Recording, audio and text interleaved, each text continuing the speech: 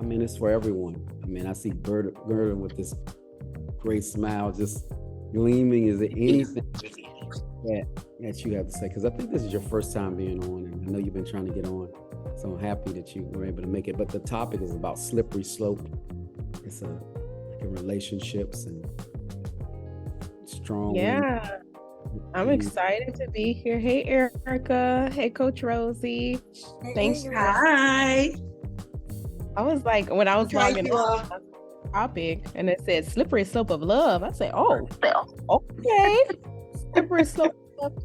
So I kind of caught the latter part, so I don't really know. Like you said, it's about like the relationships, and I know you said like the women or independent women. So if y'all can just give me like some more context on, is it more so like independent women saying like, I don't need no man, and they kind of operate in a different.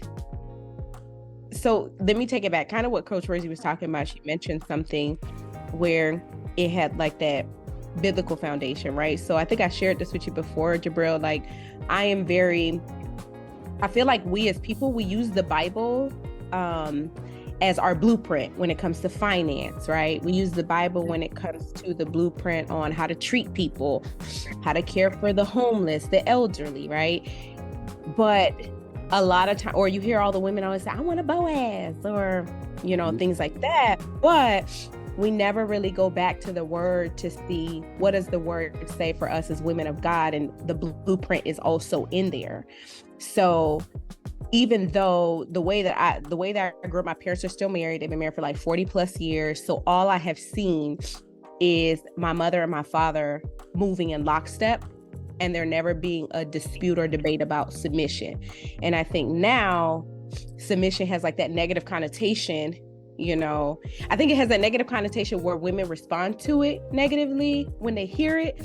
And some men, they use it. Some women respond to it negatively, and some men use it in a negative connotation. Like, are you willing to submit? Like it's something as like, you're my master and I'm your slave, right? Instead of understanding where you as the man is coming with the mission and I as the woman is coming under that mission, right? So even as like strong women, I think we still need to, this day and age, I think if everybody just goes back to the basics, which is the blueprint, which is what the word says, and we start to operate, we could still be strong women, but we still like operate in our femininity and our softness. And I know they have this thing now called, what is it, soft life? Is that what it is, Erica? I don't know. It's like hashtag soft life. I don't know. But I hear it and I'm like, it shouldn't even be a trend. It shouldn't even be a hashtag. That's already embedded in our DNA. It doesn't matter how successful you are or how many degrees you have or anything like that, because at the end of the day, if you have a husband, you come home, you are not the boss. He is the head of the household. It is a proper order of things. And again, I'm using the word as, my blueprint. It's the father, then it is the husband who is the head, and then the woman, and then the children, right? And the wife, and then the children. So, I mean, I agree with what you all were saying, right? It's there. The blueprint is there, and we just need to go back to the basics and follow that. Like if you look at the Bible, I don't want to be no Bible thumper, but if you go to like Esther, right? And I'm obsessed with like Esther, Ruth, the women in the Bible, period. But Esther, King Xerxes was married to Vashti, and I'm gonna paraphrase a little bit, and he, summoned Vashti, was like, hey, Vashti, I want to see my wife, can somebody go call my wife? Can she come over? And she's kind of like, oh no, you're not about to tell me when to come to you. I come when I want to come, right? And so what happened? Had to give Vashti the boot. But then you have Esther who comes in and she wins his favor out of all of the women that he had, right? And she knew that she had to save her people, but she was able to go, just sitting in her femininity and thriving in it. She was able to go in the courtyard in front of like his chambers where the doors was open and did nothing but stand there, knowing that he would be able to extend his scepter and invite her to walk over to him. And she did nothing but operate in who she was as a woman, and her softness and her gracefulness, right? And her inspiration and her femininity. And I think that those are the things as women, it don't matter what degrees you have, how successful you are, if you're the breadwinner in the house, if you are with that man, you are trusting that man to lead you, because it's not just expecting him to lead you financially. He has to be able to lead you spiritually, mentally, emotionally. He is the pillar of the house. So I don't care if you make 100,000 and he made 40,000. If you with him, you married him, then you are trusting him to lead you. So all of that goes out the window. So I know listen, it sounds easy to, I hear it, but I know that it's probably not the most popular thing that you're saying. I mean, because I see women all the time. I mean, especially in these areas in the U.S., it's totally different. And we live in a society that relationships are genetically modified. The same with our food. It's processed. It's a different process, and we pick and choose when we want to be vegetarian, when we want to be vegan. It's just a mood thing. So when you operate with the way we do, with the way we eat, the way we think, everything is trendy. If this is popular today, this is what we're doing. Right. So then you do have this. I've seen this mentality of women just being the boss. So it's people like that. But you see that that's not going to work. It's not going to last. And when you think about food, before it was processed or genetically modified, when we're eating grapes and watermelons and things with no seed, that's not real food. It tastes good, but it has no substance, and it won't work. And it's the same with relationships. Things taste good, look good, smell good, feel good, but it won't work. Like you said, the blueprint of how to do things is already in the Bible. We just got to follow it instead of modifying things based on how we feel or what we want to do for instant gratification. So yeah, I'm there 100%, because I don't care how many degrees I got. I need a man. I will never be one to say I don't need no man. Yeah, I do. Okay, I absolutely do. Right, but he needs you too. Yeah, you need each other. It's not exactly because again, remember, a lot of men hide behind their accomplishments.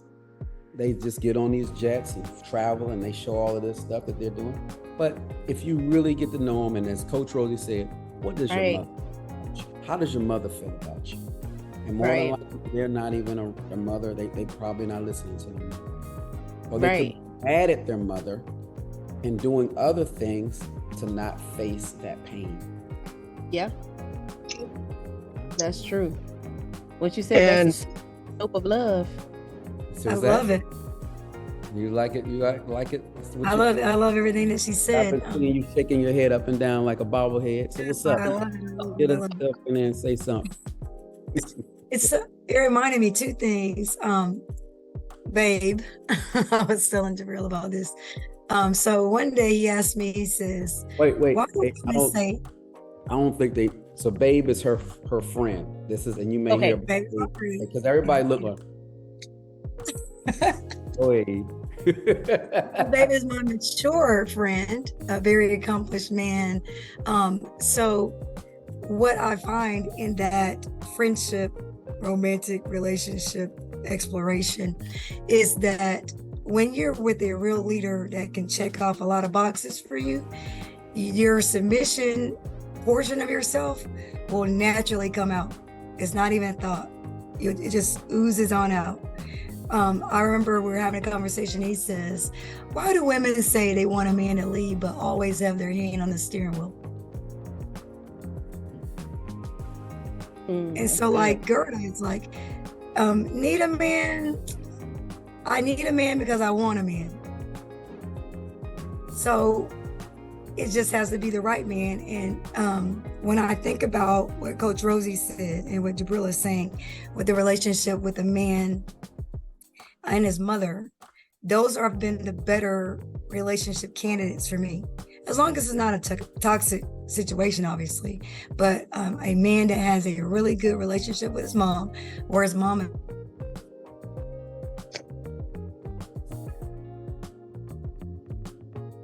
Erica Freeze, or is that me? No, it's South Africa. She's in South Africa. Oh, nice. Getting her man. Wow. Okay. She went international. No, I'm just kidding. She's on a vacation, but you never know. Going to, and I know Jabril, you Nigerian. I was gonna say he went to get the bride. He went to pay the bride price. All right, that's right. I hear you. She's all choked up. Look at her. Girl, you better go ahead and get that bride price, Erica. Right. Because I mean, sometimes you go to Africa and you'll never come back. And it's not right. You might not come back. But just the scent, I think that she fell off, and we knew that might happen. But you never know. I mean, people could be watching these. Like when you said, I need a man, these are recorded. So remember what you say and be careful what you ask for, because somebody see this episode, they leave this episode 6 and they say, somebody call and go it up. And it can happen. It's amazing how that can happen. Well, not right now though, Jabril. Tell them give me about 6 months, because I'm about my father's business right now. Okay. I am focused. I am about my father's business, Coach Rosie. Just like Jesus was. So let me just say, when you say you're about your father's business, and you said 6 months. Now I hate to say it, and you're ready to receive it as a man, as somebody, that's genetically modified. No, I'm just teasing. Oh, I'm just teasing. Like 6 months, then they're gonna look at this. Then they're gonna push it back 6 days. No. I'm about my father's business, but just like I've shared with other people, because I have had different people try to like hook me up and stuff like that, right? But just like what Erica said, it has to be the right person, right? And so even when you meet someone, it's not like where that's the desperation where some women do have, I just need a man and now I just want a man, and they just kind of jump in the first thing or that's offered to them or that's interested. But right now, yes, I am about my father's business. But if my father were to interrupt and say, this is what I have for you now, I will not fight that at all. Amen. I won't fight it, because again, there is a purpose for everything. And so he is always right on time. So when that time comes, now I'm going to just ask him, hey, let me just get past this first cycle 1 that we're on right now. And then talk to me. But no, but I am open to it. Always be open and available. Always be open and available. It's never, because these things never come exactly when you want them. Come when God is. It's never, because you're moving, we're constantly moving, and we can miss the blessing. Right. No, I agree.